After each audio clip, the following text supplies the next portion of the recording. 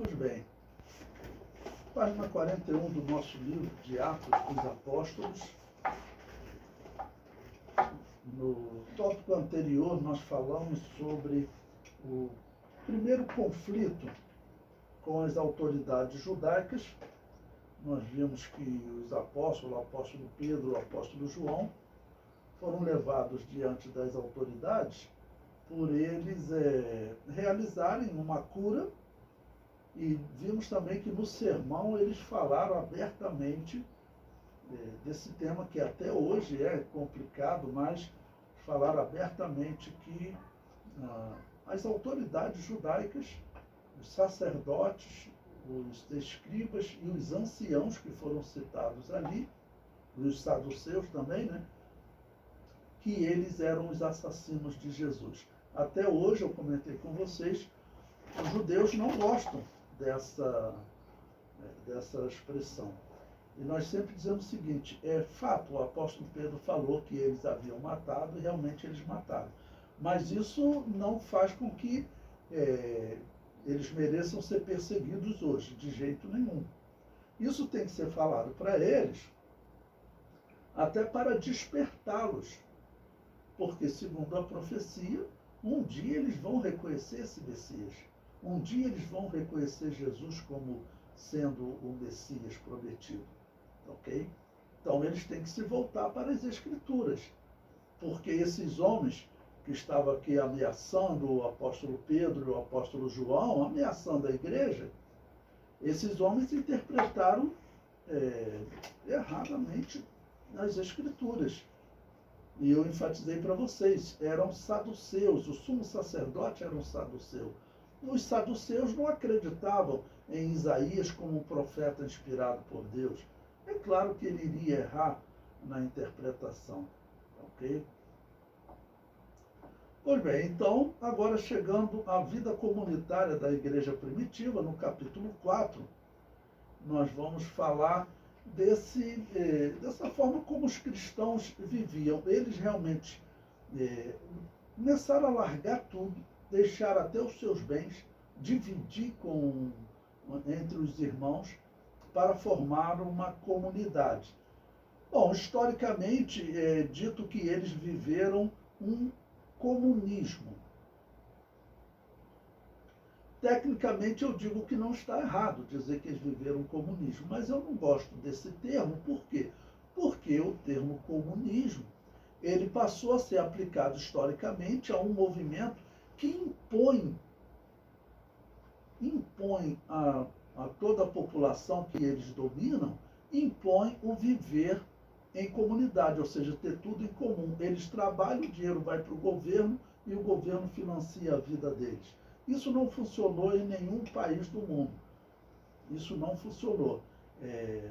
E, por exemplo, nós temos o exemplo de Cuba, que o homem que organizou esse projeto, né, de todos lá terem tudo em comum, que foi o Fidel Castro, ele morreu, agora os descendentes dele estão lá brigando por herança. Que homem é esse que tinha tudo em comum e defendia que todos deveriam ter tudo em comum e viver todos numa vida simples? Ele acumulou riqueza com a pobreza do povo. Então você impor, isso não funciona. O que acontece aqui com a igreja é que era voluntário. Então, como o comunismo é utilizado aí há cerca de 100 anos, pouco mais de 100 anos, para descrever aqueles que impõem o viver em comunidade, então eu não gosto de usar o termo comunismo, mas reconheço que tecnicamente eles viveram um comunismo. Né? Porque comunismo significa o sistema de ter tudo em comum, sendo que na China, na Rússia, na Coreia do Norte e em Cuba, eles não têm tudo em comum. Tem um grupo lá em cima que é rico, favorecido, e a população tem que trabalhar para manter essa riqueza dele. Né? Pois bem, o texto que nós vamos ler aí no livro, eu comento, os cristãos dividiam todos os bens uns com os outros, e assim é dito que ninguém passava necessidade. Alguns querem comparar esse texto à filosofia socialista comunista, dizendo que o comunismo de Karl Marx nasceu neste evento bíblico. Mas é diferente. Nos países comunistas, as pessoas eram e são, obrigadas a entregar tudo. Os cristãos primitivos entregavam voluntariamente. Então vamos ler esse texto. Abra aí a sua Bíblia em Atos dos Apóstolos, capítulo 4. Eu vou ler o versículo 32, que diz assim: E era um o coração e a alma da multidão dos que criam. E ninguém dizia que coisa alguma do que possuía era sua própria, mas todas as coisas lhes eram comuns. Então, até esse termo comum, é daí que vem o termo comunismo, ok? Bom, então, explicando para vocês, primeiro aqui é descrito em multidão. Nós já lemos textos que falava de conversão de 3.000, 5.000 pessoas. Durante o ministério de Jesus já era falado em multidão. Então havia realmente uma grande quantidade de cristãos. Tanto que nós veremos em outros conflitos com o judaísmo, eles, por exemplo, não vão matar os cristãos, e não ser violento com os cristãos em público por medo do povo, porque realmente haviam muitas pessoas que estavam seguindo o cristianismo. O versículo 33 diz: E os apóstolos davam com grande poder testemunha da ressurreição do Senhor Jesus, e em todos eles havia abundante graça. Lembre-se que o tema ressurreição foi o tema de discussão com os saduceus, na prisão, no tópico anterior que nós estudamos. Por quê? Porque os saduceus, eles não acreditavam em ressurreição. Eles até confrontaram Jesus, argumentando com Jesus, porque eles diziam não haver ressurreição. Então diz que eles se doeram dos apóstolos estarem anunciando a ressurreição, no caso também a ressurreição de Jesus, e também chamando eles de assassino do justo. Foi a expressão que o apóstolo Pedro usou. O versículo 34 diz: Não havia, pois, entre eles necessitado algum, porque todos os que possuíam herdades ou casas, vendendo-as, traziam o preço do que fora vendido e o depositavam aos pés dos apóstolos. E repartia-se a cada um segundo a necessidade que cada um tinha. Bom, os cristãos nos dias de hoje, eles têm que de alguma maneira seguir este exemplo, ou seja, nós temos que procurar as pessoas, os necessitados, ajudar, dividir com os irmãos. É difícil você estabelecer o que eles fizeram lá, né? Porque lá eles vendiam tudo e, por exemplo, eram, na maioria, camponeses, então viviam de plantar e o que eles colhiam, eles repartiam. Nós aqui na cidade, nós temos que pagar uma série de coisas, inclusive impostos para o governo, uma série de cobranças, que nós não temos como fazer isso na prática, né? Não poderíamos, porque, por exemplo, se a igreja se organiza vivendo de oferta, você vende tudo e vai viver só para a obra, né? Missionário, ser enviados para outras cidades ou outros países e ter alguém sustentando, né? Era isso que estava acontecendo ali. E foi realmente um exemplo único.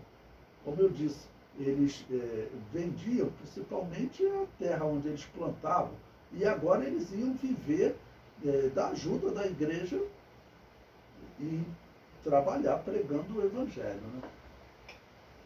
Bom, o versículo seguinte, o versículo 36, ele conta a história de Barnabé, uma pessoa que ela vai se tornar muito importante na história da igreja cristã e do crescimento da igreja.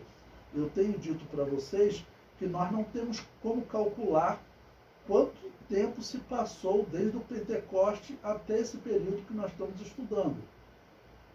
Jesus morreu no ano 29, a igreja também nasceu no ano 29, essa é a data mais aceita.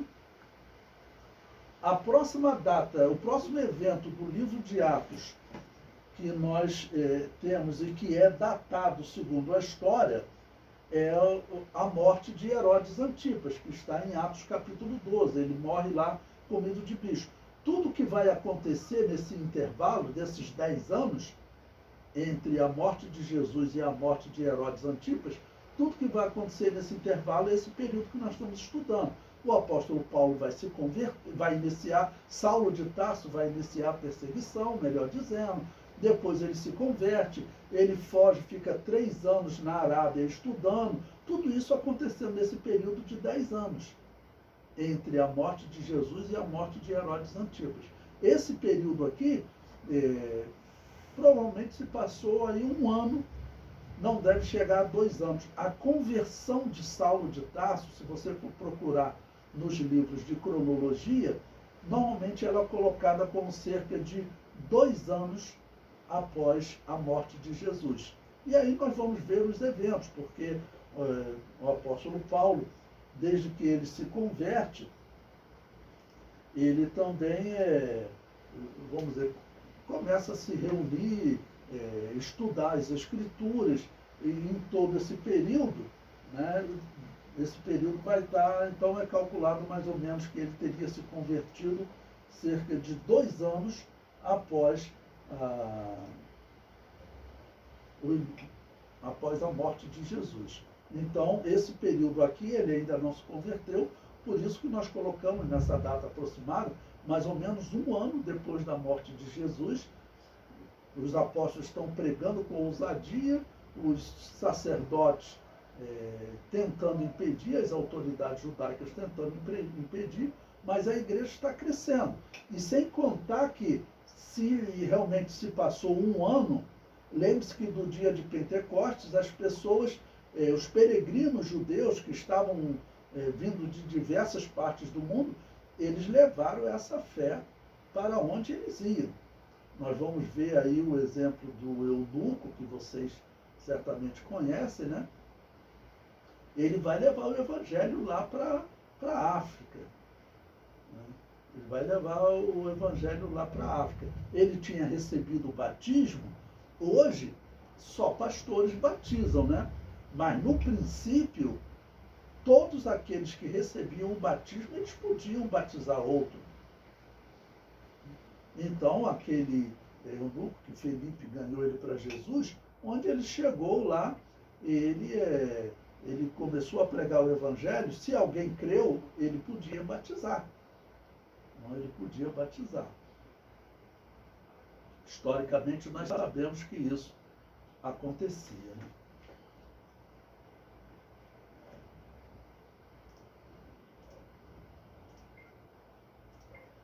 Pois bem, agora vamos prosseguir na leitura desse tema. E vamos agora para o capítulo seguinte. Vamos para o capítulo 5. Vamos falar agora de Ananias e Safira. Por quê? Bom, todos estavam fazendo esse trabalho voluntário, estavam dividindo seus bens, ok? E a história que vai acontecer agora é uma história, de uma certa maneira, triste, né? Porque, infelizmente, alguém vai mentir para os apóstolos, e o apóstolo Pedro vai dizer que essa mentira Deus não toleraria. As pessoas poderiam ficar com os seus bens, ninguém era obrigado a entregar os bens, mas dizer que vendeu tudo, vendeu e estava entregando tudo quando não fez isso, então nós vamos ver agora que o resultado, infelizmente, foi catastrófico. Bom, Atos capítulo 5, versículo 1,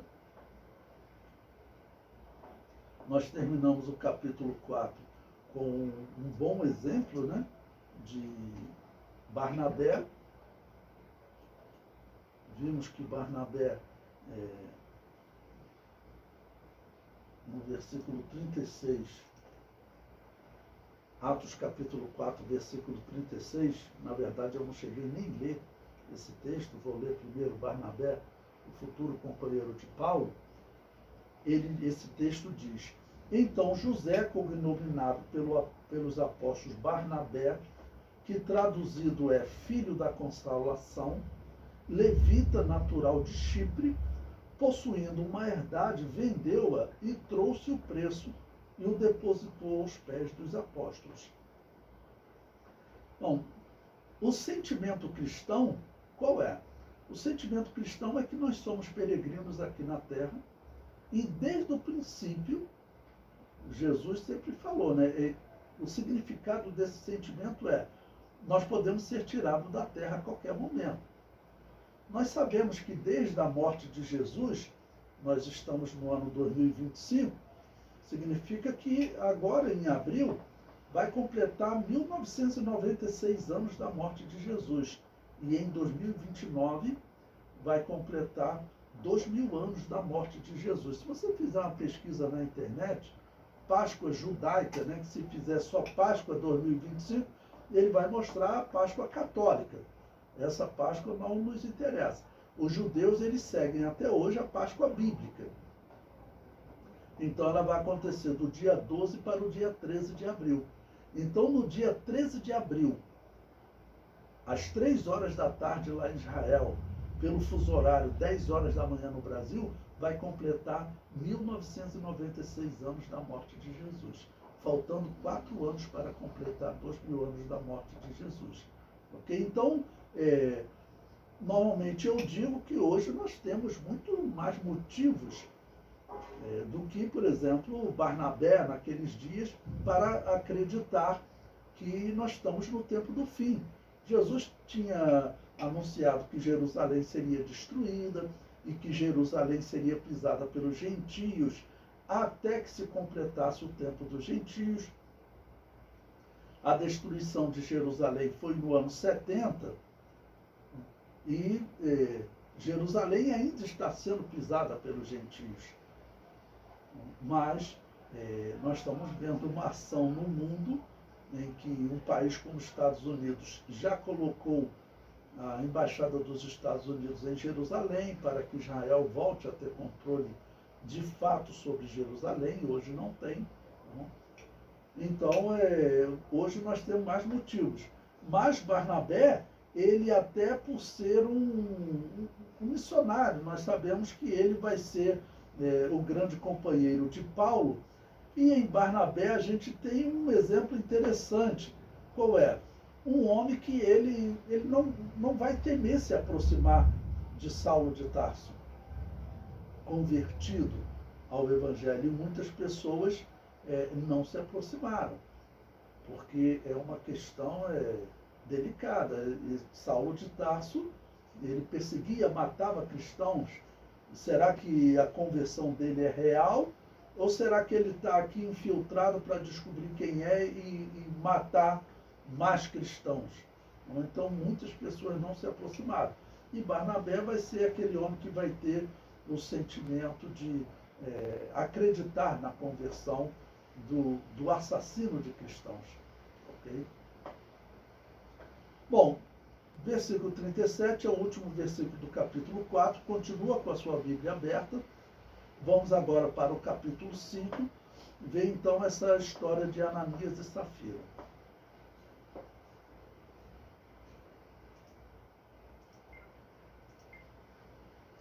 Ananias e Safira, Atos capítulo 5, versículo 1.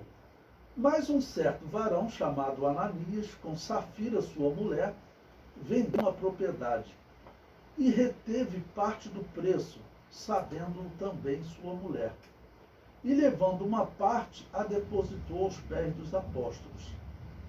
Vamos dizer, ele estava fazendo aquilo dizendo que ele teria vendido toda a herdade. Era melhor ele dizer: olha, eu estou trazendo aqui uma parte da herdade, uma parte eu guardei comigo, né, por algum motivo. Ele não deveria mentir nem para os apóstolos, nem para Deus. Para Deus não tem como mentir. Ou seja, não tem como enganar Deus, mas você mente para os apóstolos e dizendo que tinha vendido tudo. Né? O versículo 3. Disse então Pedro, Ananias, por que encheu Satanás o teu coração para que mentisses ao Espírito Santo e retivesses parte do preço da herdade? Bom, irmãos, vamos analisar aqui. A igreja estava nascendo e, assim, sobre os dons espirituais, pouco é comentado. O homem que vai, vamos dizer, descrever e organizar doutrinariamente os dons espirituais é o apóstolo Paulo. Mas provavelmente aqui Pedro, ele foi revelado pelo Espírito Santo de Deus. Não vou seguir aqueles que dizem que alguém contou para Pedro. Nós não temos certeza do evento. Porém, o mais provável é que ele foi revelado. Nos textos que descrevem o início da igreja, é realmente um período em que o Espírito Santo estava operando neles, os dons espirituais. Nós veremos Estevão fazendo maravilha, Filipe, e os apóstolos todos fazendo maravilha.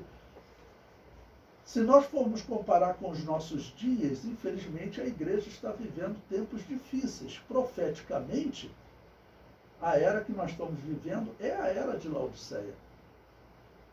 Um período difícil em que a igreja seria rica financeiramente, mas pobre espiritualmente. Mas esse período aqui que a igreja está vivendo, estão vivendo uma graça especial.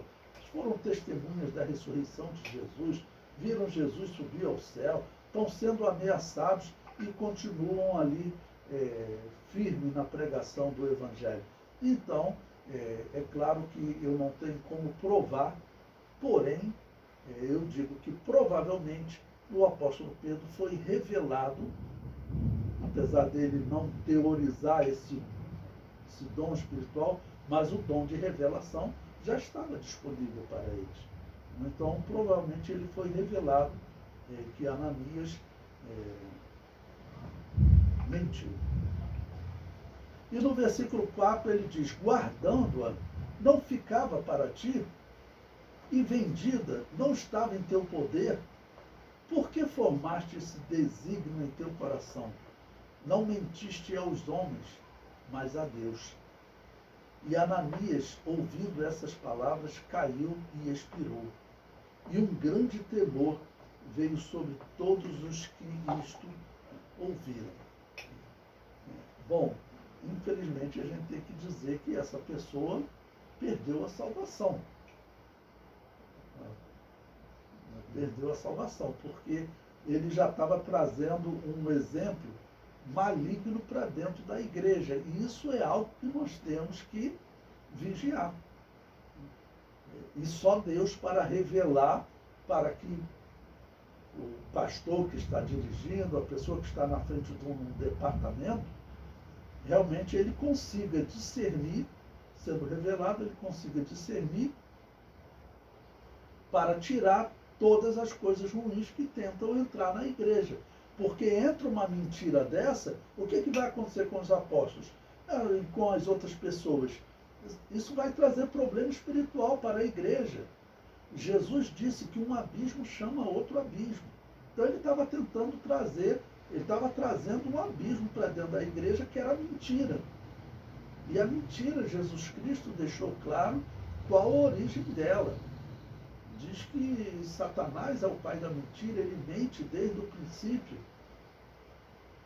E é Satanás, claro, que coloca essas palavras, né, esse pensamento, digo, no coração de Ananias. Tanto que ele disse, Satanás, encheu Satanás o teu coração para que mentisses ao Espírito Santo. Bom, versículo 6. E levantando-se os jovens, cobriram o morto e transportando-o para fora, o sepultaram. E passando o espaço de quase 3 horas, entrou também sua mulher, não sabendo o que havia acontecido. E disse-lhe Pedro, dize-me, vendeste, portanto, aquela herdade E ela disse, sim, portanto, o valor, né? Então Pedro lhe disse, por que é que entre vós vos concertastes para tentar o Espírito do Senhor? Eis aí a porta aos pés dos que sepultaram teu marido, e também levarão a ti.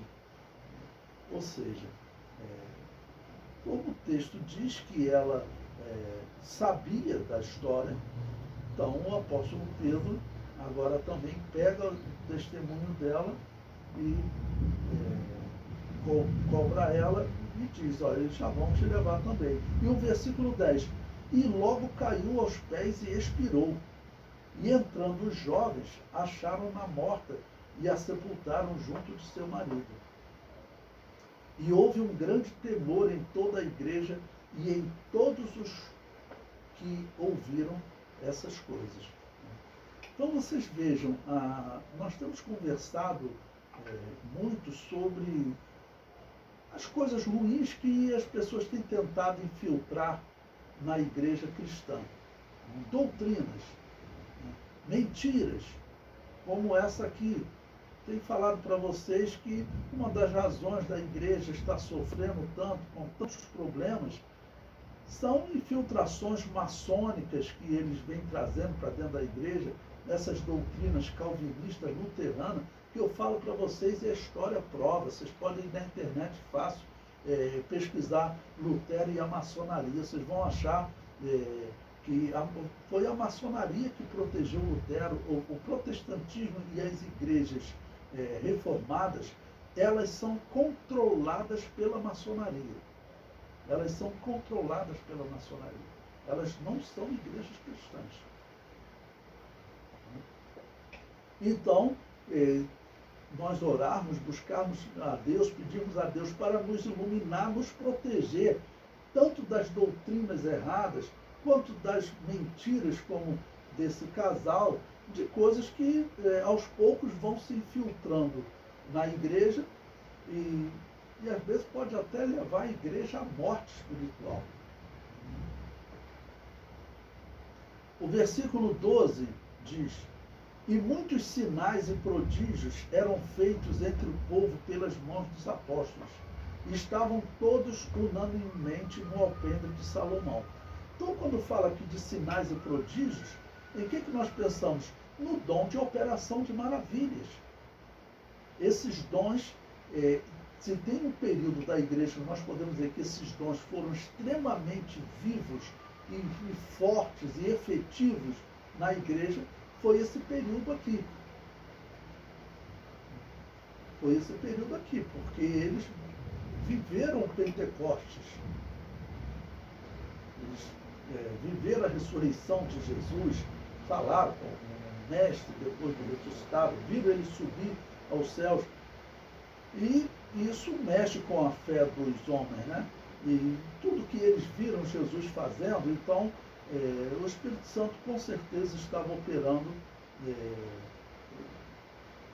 muitos dons espirituais entre eles. E aqui quando fala de sinais e prodígios, então está falando que eles tinham o dom também de operação de maravilhas, um dos dons listados lá em 1 Coríntios 12. Bom, e eles ficavam então no alpendre de Salomão, que era uma parte do templo, né? E ali era o centro da pregação. A pregação nesse período dos apóstolos é voltada para os judeus. Como eu disse para vocês, aqueles peregrinos que vieram em Jerusalém na Páscoa da morte de Jesus, no Pentecostes, eles voltaram para seus países pregando o Evangelho. Mas, por enquanto, os apóstolos eles estão concentrados em Jerusalém, no templo, a pregação do Evangelho. O apóstolo Pedro vai ter até momento que ele vai começar a sair de Jerusalém para pregar o Evangelho. Mas quem vai realmente fazer essa obra de pregação aos gentios será o apóstolo Paulo, acompanhado de Barnabé, né? Esse que nós acabamos de estudar aqui sobre ele. Bom, prosseguindo na leitura, agora Atos, capítulo 5, versículo 13. Quanto aos outros, Ninguém ousava ajuntar-se com eles, mas o povo tinha-os em grande estima. Bom, quem é esse povo que ele está falando aqui? Eram os israelitas. Então, aqueles israelitas que eles não aceitaram Jesus, não deixaram a fé judaica, né? Eles tinham apreço pelos apóstolos, mas evitavam até se ajuntar com eles, porque viam realmente que estavam sendo operados muitos sinais, e isso mexia com a fé deles. Mas, irmãos, deixar a fé judaica, para eles, né, era muito difícil. Eles precisavam que alguém interpretasse para eles, olha, segundo a profecia do Antigo Testamento, como o apóstolo Pedro fez no dia de Pentecostes, né? E também depois, quando foi interrogado sobre a cura do coxo. Ele faz citações do Antigo Testamento para deixar claro que em Jesus se cumpriram as profecias relativas à vinda do Messias. Okay? No versículo 14, e a multidão dos que criam no Senhor, tanto homens como mulheres, crescia cada vez mais, de sorte que transportavam os enfermos para as ruas e os punham em leitos e em camilhas, para que ao menos a sombra de Pedro, quando este passasse, cobrisse alguns deles. Até as cidades circunvizinhas corria muita gente a Jerusalém, conduzindo enfermos e atormentados de espíritos imundos, os quais todos eram curados. Bom, então aqui comentar sobre dois pontos, né? Esse ponto de dizer que a sombra de Pedro, as pessoas dizem que a sombra de Pedro curava. Na verdade, as pessoas levavam os enfermos para que a sombra de Pedro de alguma maneira tocasse, é até estranho falar isso, né? A sombra tocar, mas está falando de uma ação do povo. Não está dizendo que alguém realmente chegou a ser curado, né? Mas assim, que Deus pode curar, pode, mas o padrão bíblico que nós temos que seguir até hoje, o que Jesus Cristo disse quando nós formos orar pela operação de algum milagre, tá bom? Então ele disse que em meu nome, né, vocês expulsarão demônios, orarão pelos enfermos e os curarão. Então é no nome de Jesus. Eu falo isso porque tem pessoas que usam, já vi pessoas orando pela cura de alguém, pelo sangue de Jesus. O sangue de Jesus é para purificar os nossos pecados. O poder dele é purificador de pecado. Quando você crê em Jesus como Salvador, confessa, então o sangue dele é derramado sobre você, tá bom? Para te purificar dos seus pecados. Você derramar o sangue de Jesus sobre um demônio, isso não tem efeito nenhum. Demônio não tem como ser purificado. Então, para expulsar demônio, o certo é usar o nome de Jesus. Esse, sabemos que era o padrão que o apóstolo Pedro usava. As pessoas acreditarem na sombra, foi o que as pessoas acreditaram, mas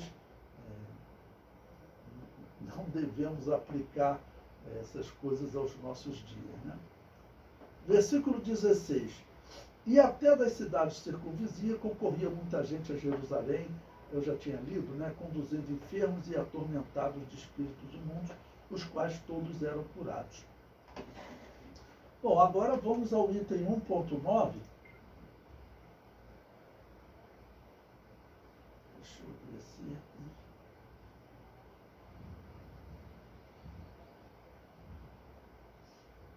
Vamos lá. Item 1.9, o segundo conflito com o judaísmo. Bom, vamos aqui também esclarecer que no princípio, o nascimento da igreja, a igreja ela não tinha conflito com o Império Romano. Estamos agora na página 42 do livro. Ela não tinha conflito com o Império Romano. o Império Romano, na verdade, não foi ele que matou Jesus. Tudo foi realmente um pedido das autoridades judaicas. Eles é que pediram a morte de Jesus. Então, nesse período da história, não existe conflito com o Império Romano. O princípio da perseguição que os cristãos sofrem vem do judaísmo, porque os judeus, eles não queriam aceitar que Jesus era o Messias e também não queriam que as pessoas pregassem que ele é o Messias. Bom, então, o segundo conflito com o judaísmo está em Atos capítulo 5, a partir do versículo 17. Então, mantenha aí a sua Bíblia aberta.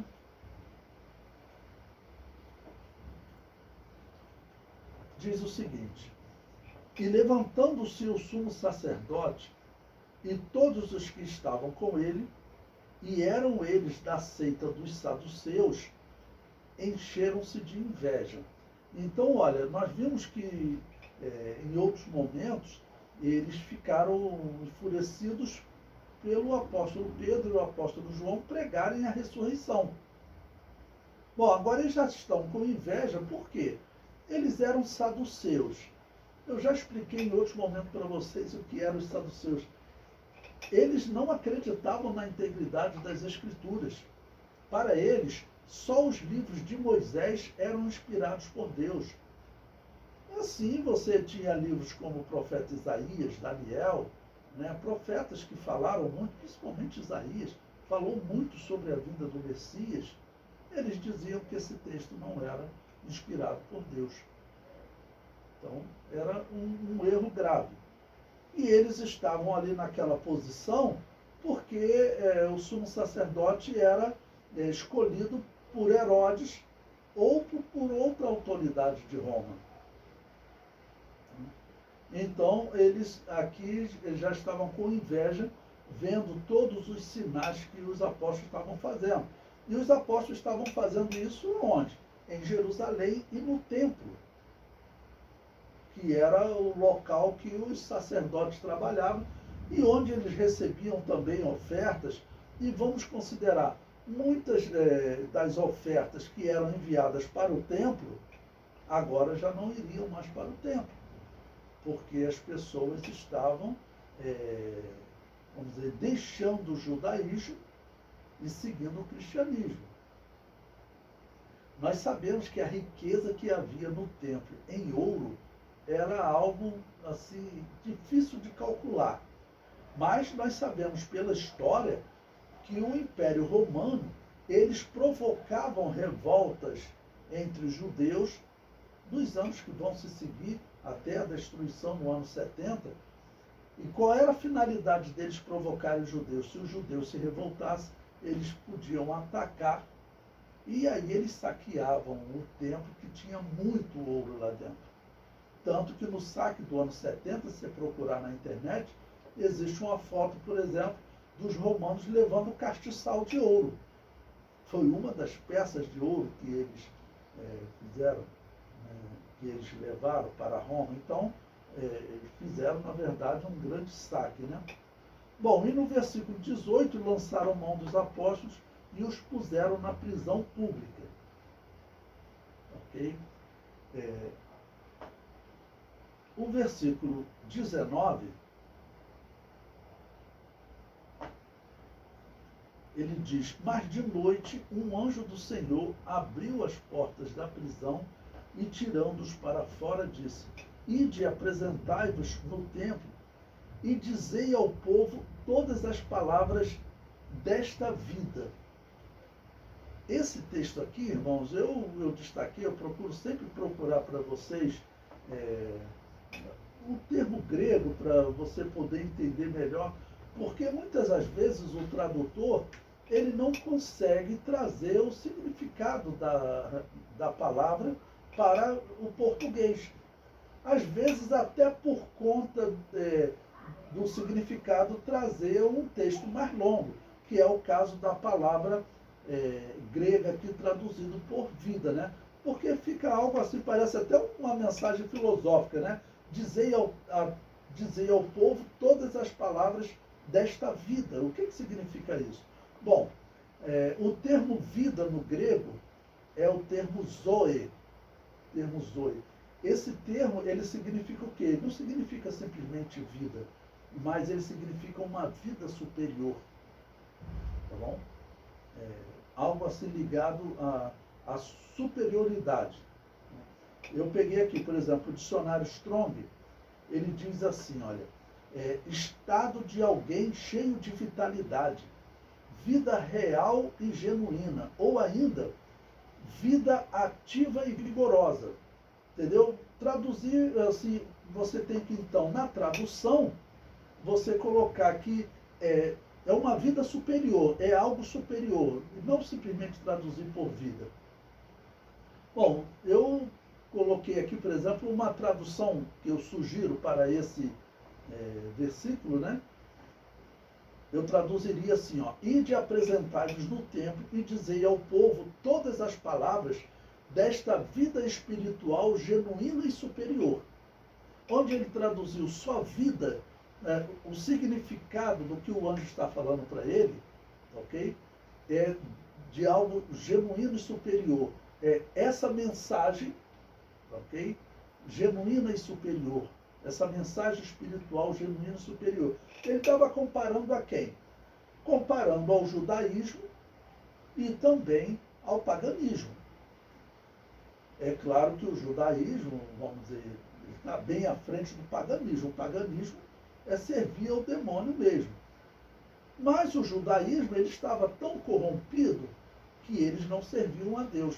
E ainda que eles não se declarassem servindo a outros deuses pagãos, ou ao demônio, ou à religião da Babilônia, ou a Júpiter, qualquer coisa, mas indiretamente, quem se corrompe está servindo ao mal. Porque vai se envolver em mentira e ele é o pai da mentira. Então, essa palavra grega zoe, o dicionário Strong coloca ela com esse significado. Então, você pode traduzir como uma vida superior, e como ele está falando de vida espiritual, para não ficar só no sentido filosófico, né?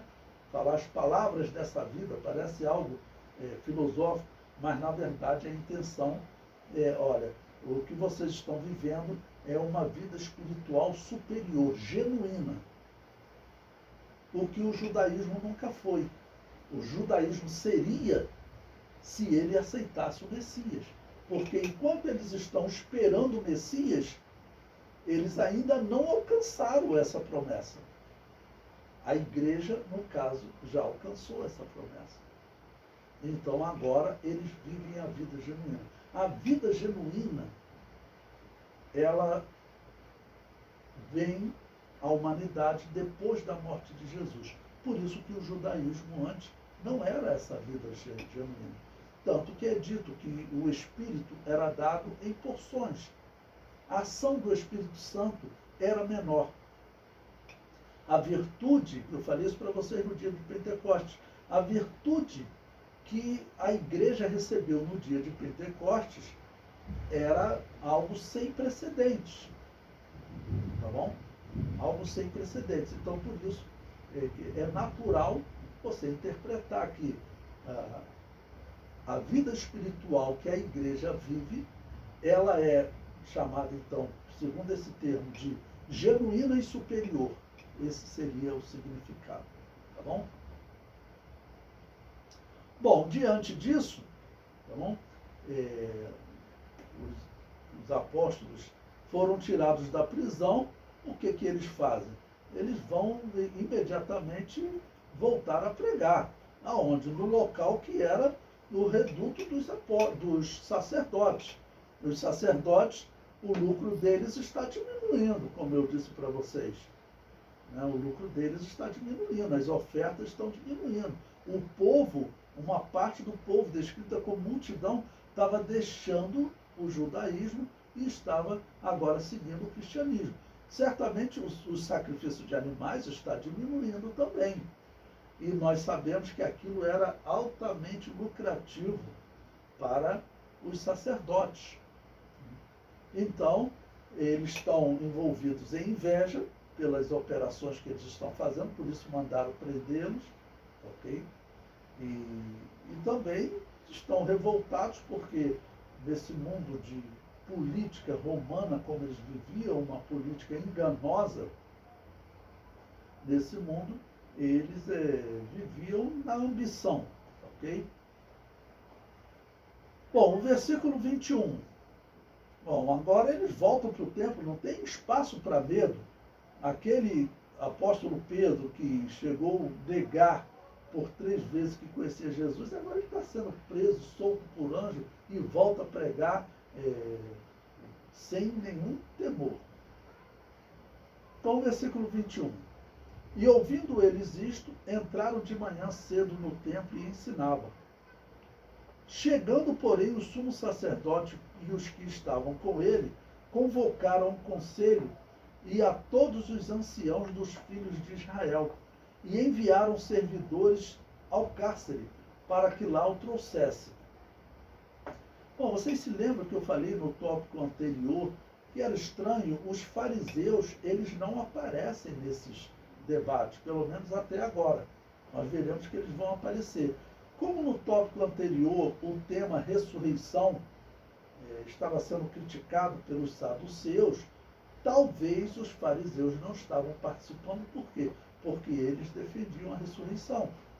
Uma outra possibilidade é que haviam fariseus influentes, José de Arimateia e Nicodemos, que eles creram em Jesus. E nós veremos um pouco mais à frente que vai ser dito que até alguns sacerdotes obedeciam à fé. Porém, ao mesmo tempo, eles continuavam sendo sacerdotes. Ou seja, alguns não abandonavam de vez, né? Bom, o versículo 22. Mas, tendo lá ido os servidores, não os acharam na prisão, e voltando, lhe anunciaram, dizendo: achamos realmente o cárcere fechado com toda a segurança, e os guardas que estavam fora diante das portas, mas quando abrimos, ninguém achamos dentro. Então o capitão do templo, que eu expliquei para vocês numa outra aula, era normalmente um sacerdote que tinha poder de polícia, para vocês terem ideia. Poder de polícia, dizendo, para poder prender, castigar, né? Então, normalmente era um sacerdote. Para vocês verem que o sacerdote, ele fazia um papel, muitas vezes, de um governador, de um político, ok? Mas também fazia papel até de delegado. Né?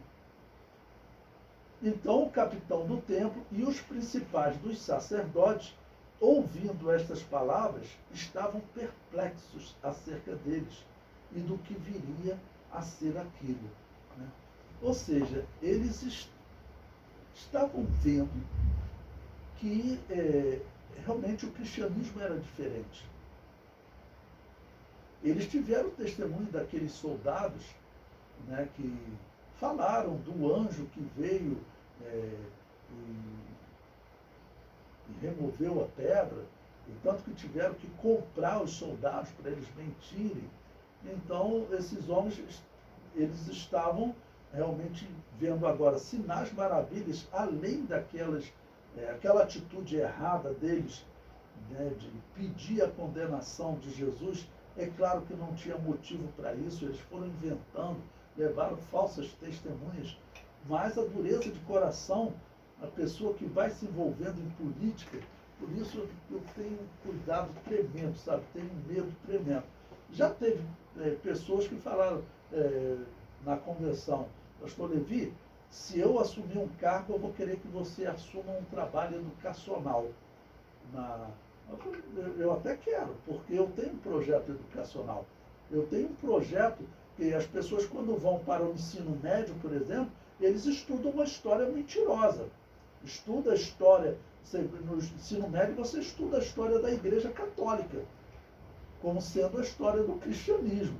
Eu faria um material didático para distribuir no ensino médio, aqui do Rio de Janeiro, se puder até do Brasil, com uma visão verdadeira sobre as diversas igrejas que existiam fora da Igreja Católica.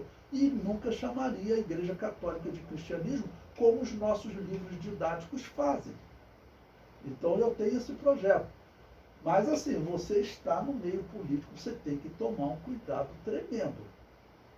Olha, eu faço esse projeto, mas não me peça para me envolver em nada sei lá, de receber uma propina, alguma coisa, nada de errado.